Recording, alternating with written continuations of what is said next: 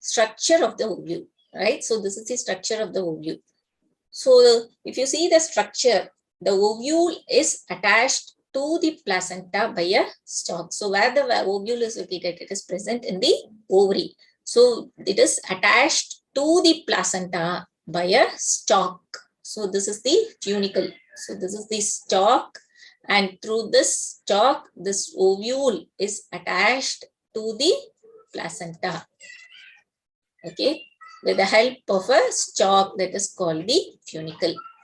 And junction between the body of the ovule and the funicle is called the hilum. So what is hilum? The junction, because so this is the body of the ovule. All these are the body of the ovule and the funicle. And this body of the ovule is connected to the stalk or the funicle through the hilum. So it connects the body of the ovule and the funicle. So that is called the hilum. Okay. And each ovule has one or two protective envelopes that is called the integuments. So this is an outer integument. So this outer layer is the outer integument and inner is the inner integument.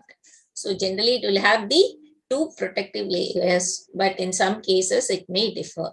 Okay. So it has the two protective envelope, that is the outer integument and the inner integument.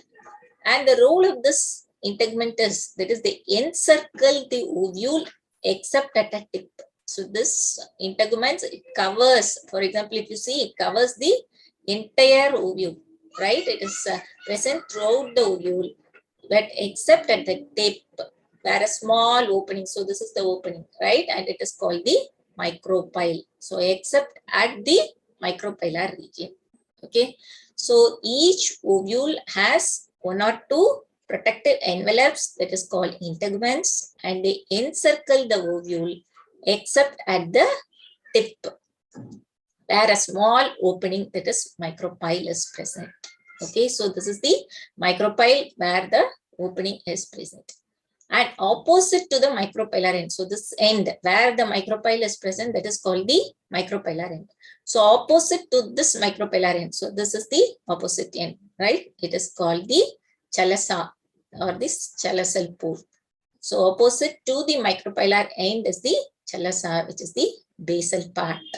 Okay, so these are the different parts of the ovule. Then enclosed within the integuments, there is a mass of cells called nucellus. So which is nucellus? Here, the center. So enclosed within the integument, so outer integument, inner integument, and within this is the nucellus.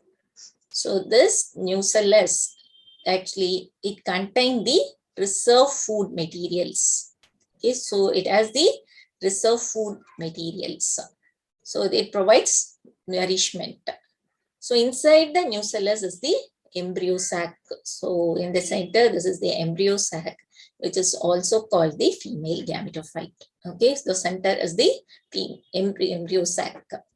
So an ovule generally has a single embryo sac. So each ovule will have a single embryo sac. So how the embryo sac is formed? It is formed from a megaspore.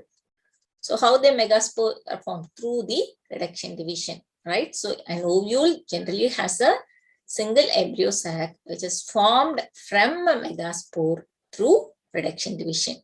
Okay, so I hope you are clear with the structure of ovule, right? So this is the structure of ovule.